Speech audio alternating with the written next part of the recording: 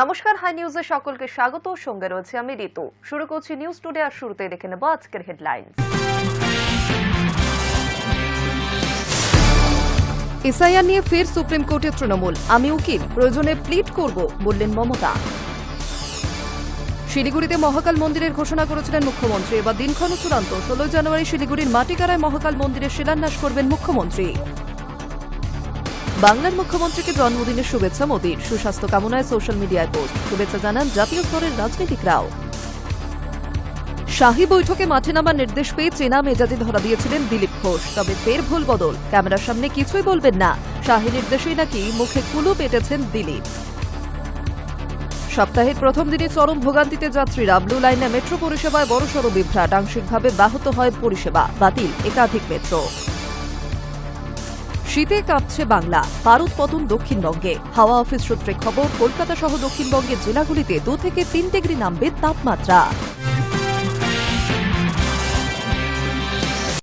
তীর্থযাত্রী ও স্থানীয় মানুষের স্বপ্নের মুড়িগঙ্গা সেতুর শিলান্যাস করলেন মুখ্যমন্ত্রী মমতা বন্দ্যোপাধ্যায়।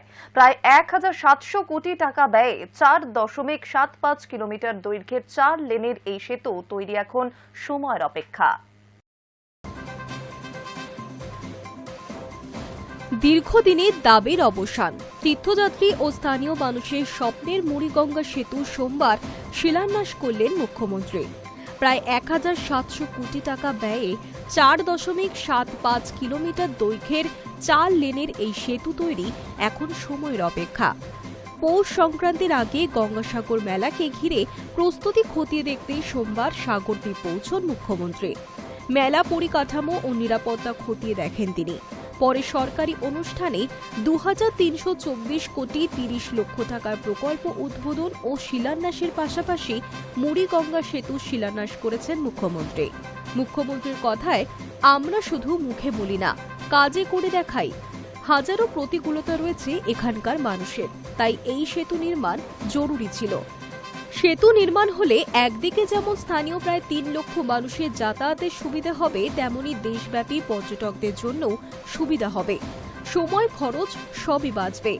বাম আমলের প্রসঙ্গ টেনে মুখ্যমন্ত্রী বলেন, 2011 সালের আগে পরিকাঠামো ছিল অত্যন্ত খারাপ। তখন বলা হতো লোডশেডিংয়ের সরকার আর নেই দরকার। সেই সরকারও আর নেই, আর বাংলায় কখনো লোডশেডিংও হবে না। মনে রাখবেন, আমরা ক্ষমতায় এসে এখানকার পরিকাঠামোগত উন্নয়ন করেছি। গঙ্গাসাগর মেলাকে কেন্দ্র করে মেলার দিনগুলিতে ধারাবাহিকভাবে মন্ত্রীরা থাকেন। নবান্ন থেকেও মনিটরিং করা হয়। সম্প্রতি নিজের 14.5 বছরের উন্নয়নের বিস্তারিত তথ্য তুলে ধরেছেন মুখ্যমন্ত্রী। সরকারিভাবে যার নাম দেওয়া হয়েছে উন্নয়নের পাঁচালী, যার কাউন্টার করে বিজেপির তরফে পাল্টা ভিডিও প্রকাশ করা হয়েছে। সোমবারের সভা থেকে ওই প্রসঙ্গ টেনে মুখ্যমন্ত্রী বলেন, ওদের কুৎসায় আমার কিছু আসে যায় না। আমি কিছু বলবো না, আমার হয়ে বলবে কন্যাশ্রী, লক্ষ্মীর ভাণ্ডার, স্বাস্থ্য সাথীর উপভোক্তারা। কারণ তোমরা বাবুরা শুধু ভোটারের নাম কাটো, উন্নয়নের ছিটে ফোটা অর্থও দাও না। সম্প্রতি গঙ্গাসাগর সফর করেছিলেন বিরোধী দলনেতা। নাম না করে সেই প্রসঙ্গ টেনে মুখ্যমন্ত্রী বলেন, যারা বলে গেল কয়েকদিন আগে, যারা মিথ্যাবাদী লগ্নে জন্মগ্রহণ করে তাদের তো সত্যবাদী বলা যায় না। অত্যাচার ব্যভিচার নিয়ে ওরা ভালো থাকুক, আমি কারোর খারাপ চাই না। High News network.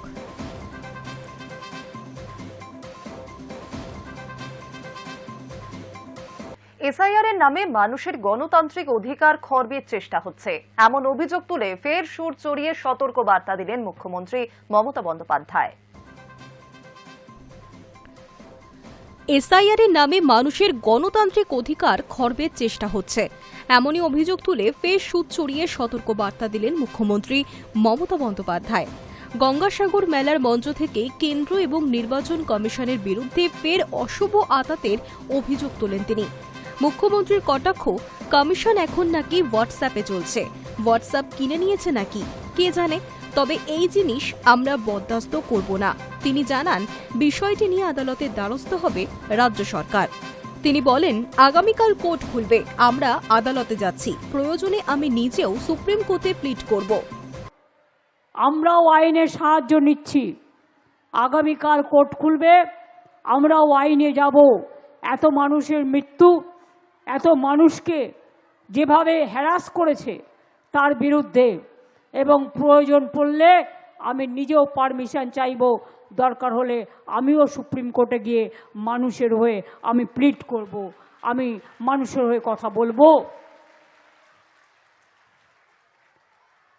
আমি নট অ্যাজ এ লয়ার যাব, আমি লয়ার আছি, আমি নট অ্যাজ এ লয়ার যাব, আমি একজন সাধারণ নাগরিক হিসেবে আমি তো আমার কথা বলতেই পারি, আমি আমার কথা বলার পারমিশন নেব এবং চোখে আঙুল দিয়ে দেখাবার চেষ্টা করব গ্রাসরুটে কি চলছে, গ্রাউন্ডে কি চলছে, কিভাবে মানুষকে হেনস্থা করা হচ্ছে।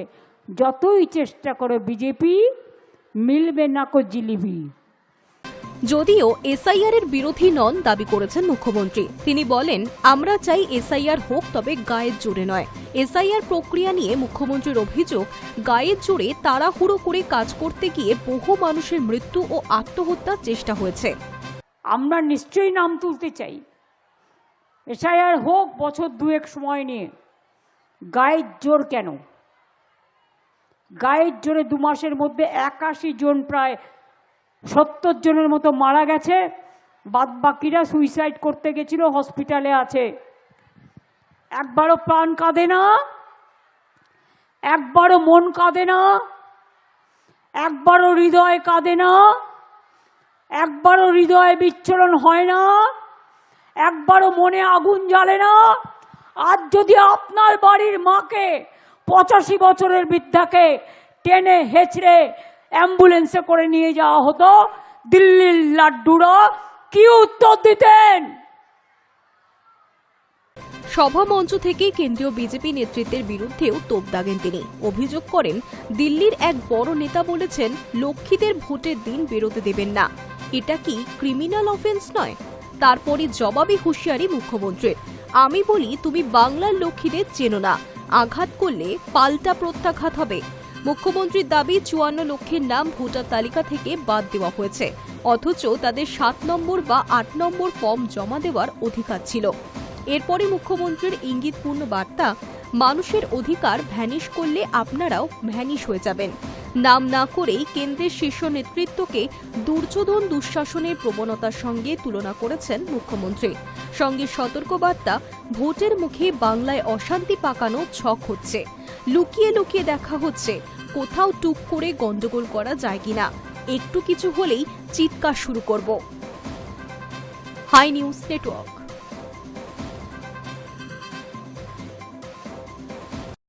প্রস্তুতি না নিয়ে এসআইআর প্রক্রিয়া হওয়ায় তাতে বিস্তর সমস্যা হচ্ছে, অযথা হয়রান হতে হচ্ছে সাধারণ মানুষকে।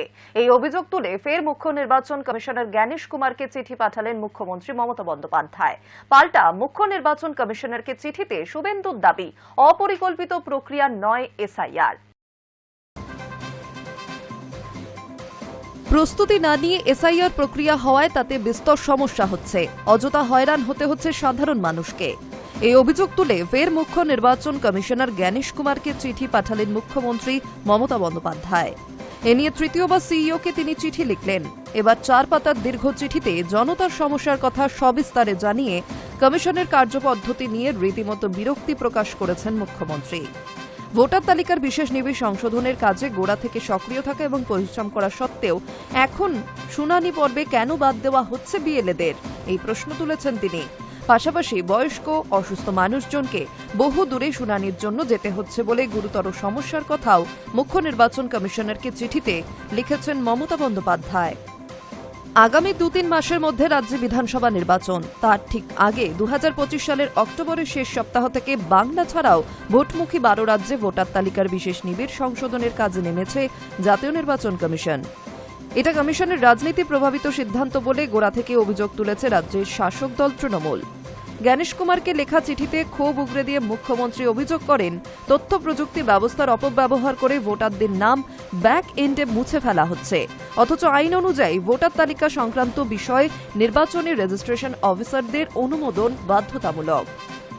এই প্রক্রিয়া তাদের অনেক ক্ষেত্রেই অন্ধকারে রাখা হচ্ছে। চিঠিতে তিনি আরও লেখেন, বিহারে যে নথিগুলি এসআইআর এর সময় বৈধ হিসেবে মানা হয়েছিল, পশ্চিমবঙ্গে হঠাৎ করেই সেগুলি অগ্রাহ্য করা হচ্ছে। এমনকি রাজ্য সরকারের দেওয়া স্থায়ী বাসিন্দা শংসাপত্র ভোটার পরিচয়ের প্রমাণ হিসেবে গ্রহণ করা হচ্ছে না বলে অভিযোগ। এতে পরিযায়ী শ্রমিকদের অযথা হয়রানির শিকার হতে হচ্ছে। মুখ্যমন্ত্রীর আরও অভিযোগ, শুনানির জন্য ভোটারদের ডাকা হলেও কি নথি আনতে হবে তা আগাম জানানো হচ্ছে না। অনেক ক্ষেত্রেই জমা দেওয়া কাগজের কোনো রসিদও দেওয়া হচ্ছে না। এছাড়াও এসআইআর এর শুরুতে বিভিন্ন দলের বিএলএদের ভূমিকা ছিল অতি সক্রিয়। কমিশনের হয়ে কাজ করা বিএলওদের কাছ থেকে শুরু করে ভোটারদের এনুমারেশন ফর্ম পূরণ করতে সর্বক্ষণ সাহায্য ও পরিশ্রম করেছেন তারা।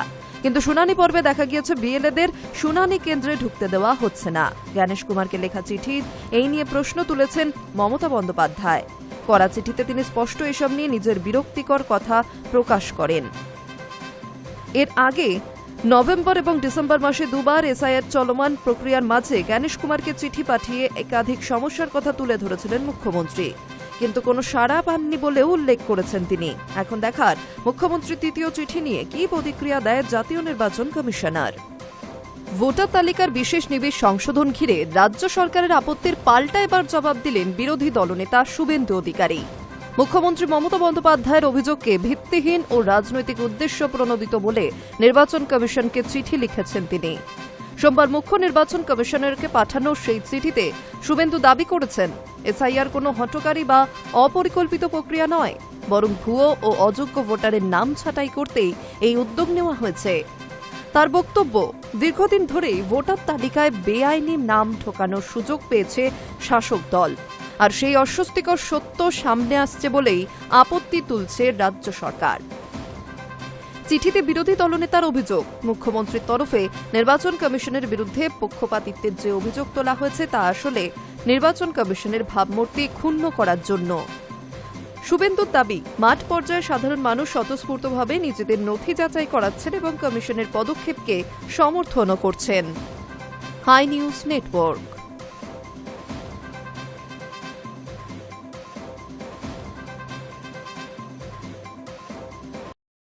এসআইআর শুনানিতে এবার ডাক পেলেন তারকা জনপ্রতিনিধি তৃণমূল সাংসদ দেব ওরফে দীপক অধিকারী। তার পরিবারের আরও 3 সদস্যকেও শুনানির নোটিশ পাঠানো হয়েছে বলে খবর। এসআইআর শুনানিতে এবার ডাক পেলেন তারকা প্রতিনিধি তৃণমূল সাংসদ দেব ওরফে দীপক অধিকারী। তার পরিবারের আরও 3 সদস্যকে শুনানির নোটিশ পাঠানো হয়েছে বলে খবর। বিষয়টি নিশ্চিত করেছেন স্থানীয় কাউন্সিলর মৌসুমী দাস। যদিও কবে তাদের শুনানি কেন্দ্রে হাজির হয়ে নথিপত্র দেখাতে হবে সেই দিনক্ষণ জানা যায়নি এখনো পর্যন্ত। এসআইআর শুনানির নোটিশ পাওয়ার পর দেব বা তার পরিবারের তরফে কোনো প্রতিক্রিয়া মেলেনি। তবে শাসক শিবিরের অভিযোগ, একজন ব্যস্ত অভিনেতা এবং একই সঙ্গে জনপ্রতিনিধি হিসেবে কাজ করা দেবকে এইভাবে নোটিশ পাঠানোর অর্থ নিতান্তই হেনস্থা করার মনোভাব। দেবের আদি বাড়ি পশ্চিম মেদিনীপুরের ঘাটালে, সেখানেই তার জন্ম। পরবর্তী সময়ে বাবার কর্মসূত্রে মুম্বাইয়ে গিয়ে থাকতে শুরু করেন দেব ও তার পরিবার। অভিনয় সূত্রে অনেক পরে তিনি কলকাতায় এসে পাকাপাকিভাবে বসবাস শুরু করেছেন। দক্ষিণ কলকাতার সাউথ সিটির আবাসন তার স্থানীয় ঠিকানা। টলিউডের সুপারস্টার হওয়ার পাশাপাশি দেব এখন একজন রাজনৈতিক ব্যক্তিত্ব। নিজের জন্মস্থান ঘাটাল থেকে 3 বারের সাংসদ তিনি। নিজের কেরিয়ারের পাশাপাশি জনতার কাজ সমান তালে করে থাকেন দেব ওরফে দীপক অধিকারী। এই ব্যক্তিত্বকে নিজের নাগরিকত্ব প্রমাণ দিতে হবে, এমনই নির্দেশ নির্বাচন কমিশনের। শুধু দেবকে নয়, তার পরিবারের 3 জনকেও শুনানিতে ডাকা হয়েছে বলে খবর। টলি ইন্ডাস্ট্রি থেকে একা দেব নয়, এর আগে শুনানির নোটিশ পেয়েছিলেন জনপ্রিয় অভিনেতা অনির্বাণ ভট্টাচার্য। তিনিও পশ্চিম মেদিনীপুরের আদি বাসিন্দা। পরে কর্মসূত্রে সপরিবারে কলকাতায় আসেন। অনির্বাণের বিরুদ্ধেও অভিযোগ, এনুমারেশন ফর্ম ফিলআপের সময়ে 2002 সালের কোনো নথি তিনি দেননি, তাই তাকে শুনানিতে ডাকা হয়েছিল। অন্যদিকে টলিগঞ্জের বাসিন্দা 2 অভিনেতার দম্পতি কৌশিক বন্দ্যোপাধ্যায় ও লাবণী সরকারও পেয়েছিলেন এসআইআরের শুনানির নোটিশ। সেই মতো তারা সোমবার সকালে শুনানি কেন্দ্রে হাজির হন। সেখান থেকে বেরিয়ে লাবণী সরকার জানান, এই তো সরকারের কাজ, আমাদের কোনো প্রশ্নই নেই, উত্তরও নেই। তবে আমরা এসেছিলাম, শুধু 2টো পেপার ওরা আমাদের সই করিয়েছেন, আগের সইয়ের সঙ্গে মিলিয়ে দেখে ছেড়ে দিয়েছেন। এতজন সেলেবকে এসআইআর শুনানিতে ডেকে পাঠানো নিয়ে স্থানীয় কাউন্সিলর মৌসুমী দাস নির্বাচন কমিশনকেই দুষছেন। তার প্রতিক্রিয়া, টলিউডের ব্যস্ত অভিনেতা অভিনেত্রীদের এইভাবে ডেকে পাঠানোর কোনো অর্থ নেই। অযথা হয়রানির মানসিকতা থেকে এইসব নোটিশ পাঠানো হচ্ছে। High News network. 2026-এর নির্বাচনকে সামনে রেখে শুরু হয়ে গেল দেওয়াল লিখনের কাজ। নন্দীগ্রামে শুরু হয়ে গেল দেওয়াল লিখনের কাজ। 2026-এ নির্বাচন বাংলায়। এবার বাংলা কার হাতে থাকবে বা কার দখলে যাবে সেই নিয়ে রাজনৈতিক মহলে শুরু হয়েছে জল্পনা। একদিকে বাংলা দখল করতে যেমন মরিয়া বিজেপি, তেমনি বাংলায় নিজেদের ক্ষমতা ধরে রাখতে তৎপর শাসক শিবির। সব রাজনৈতিক দলের তরফে শুরু হয়ে গিয়েছে আসন্ন ভোটের প্রস্তুতি। আর বাংলায় ভোটে যে কটি বিধানসভা পড়ছে তার মধ্যে হাই ভোল্টেজ হল নন্দীগ্রাম। কারণ তৃণমূলের মমতা বন্দ্যোপাধ্যায় বনাম এক সময়ে তৃণমূলের মমতা বন্দ্যোপাধ্যায়ের কাছের তথা বর্তমান রাজ্যের বিরোধী দলনেতা শুভেন্দু অধিকারীর লড়াই এই নন্দীগ্রামে। 2021 সালে 1622 ভোটে মুখ্যমন্ত্রীকে এই বিধানসভা থেকে হারিয়েছিলেন শুভেন্দু অধিকারী। তবে 2026-এ তৃণমূল বনাম বিজেপির লড়াইয়ে কে জিতবে এখন সেটাই দেখার। তবে নন্দীগ্রামে প্রার্থী কে হবে তা এখনো কোনো দলের তরফে ঘোষণা করা হয়নি, কিন্তু দুই দলের তরফেই একে অন্যকে চ্যালেঞ্জ করছে নন্দীগ্রাম নিয়ে। ফলে এটুকু স্পষ্ট হয়ে যাচ্ছে যে এবারও নন্দীগ্রাম দুই দলের কাছেই প্রেস্টিজ ফ্যাক্টর। স্বভাবতই 2026-এর নির্বাচনেও নিজের জায়গা ধরে রাখতে এক বিন্দুও পিছপা হতে রাজি নয় শাসক ও গেরুয়া শিবির। তবে আগেভাগেই নন্দীগ্রামে দেওয়াল লিখনের কাজ শুরু করে দিল বিজেপি। নন্দীগ্রাম বিধানসভা নন্দীগ্রাম 2 ব্লকের রেপাড়াতে দেওয়াল লিখন শুরু করল বিজেপির কর্মীরা। প্রার্থী তালিকা ঘোষণার আগেই দেওয়াল লিখনের বার্তাকে ঘিরে মনে করা হচ্ছে নন্দীগ্রামের বিজেপি কর্মীরা ভোট নিয়ে যথেষ্ট উচ্ছ্বসিত। তার মাঝে দলকে শান দিতে রাজ্য সফরে এসেছেন একের পর এক নেতা। কিছুদিন আগে এসেছিলেন স্বরাষ্ট্রমন্ত্রী অমিত শাহ। আসার কথা রয়েছে জেপি নাড্ডা ও প্রধানমন্ত্রীরও। অমিত শাহ রাজ্য সফরে এসে দলীয় কর্মীদের সঙ্গে একের পর এক গুরুত্বপূর্ণ বৈঠক করেছেন। দলে জায়গা ফিরিয়ে দিয়েছেন দাবাং নেতা দিলীপ ঘোষকেও। ফলত মনে করা হচ্ছে বিজেপি এবার পুরো দমে মাঠে নেমে পড়েছে খেলতে। High News network.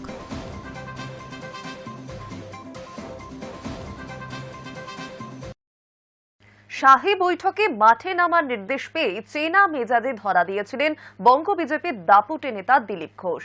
গত কয়েকদিনে তার চোখে মুখে দেখা গিয়েছিল সেই পুরনো ডোন্ট কেয়ার ভাব, কিন্তু রবিবারই ভোল বদল। খড়গপুরে সাব জানালেন ক্যামেরার সামনে কিছুই বলবেন না। শাহী নির্দেশেই নাকি মুখে কুলু পেটেছেন দিলীপ ঘোষ।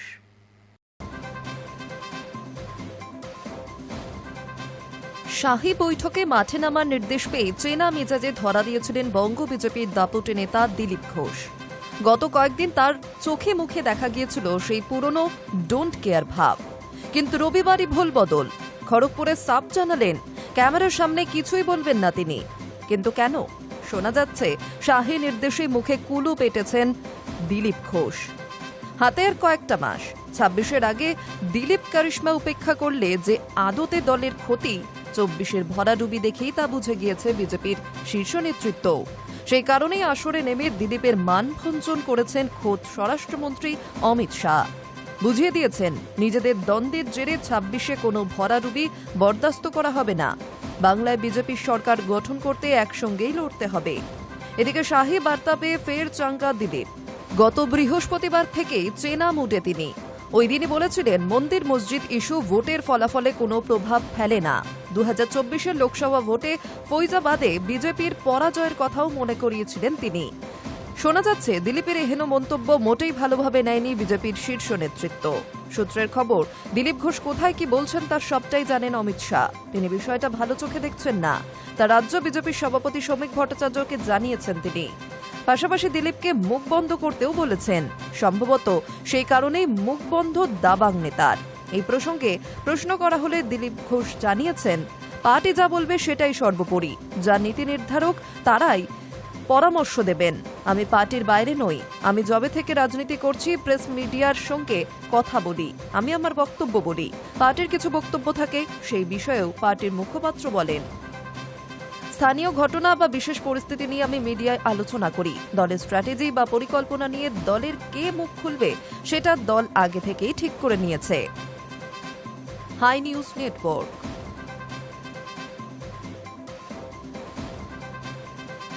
নজর রাখছি আবহাওয়ার খবরে। শীতের কাঁপুনি বাড়ছে ফের। গত কয়েকদিনে পশ্চিমী ঝঞ্ঝার জেরে তাপমাত্রা বাড়তে শুরু করেছিল, তবে এবার ঝঞ্ঝার প্রভাব কাটতে ফের পারদপতন দক্ষিণবঙ্গে। আলিপুর আবহাওয়া দপ্তর সূত্রে খবর, কলকাতা সহ দক্ষিণবঙ্গের জেলাগুলিতে 2 থেকে 3 ডিগ্রি তাপমাত্রা নামবে। পরপর দুদিন ধরে দেখা নেই রোদের, সঙ্গে জোরালো হাওয়ার দাপট।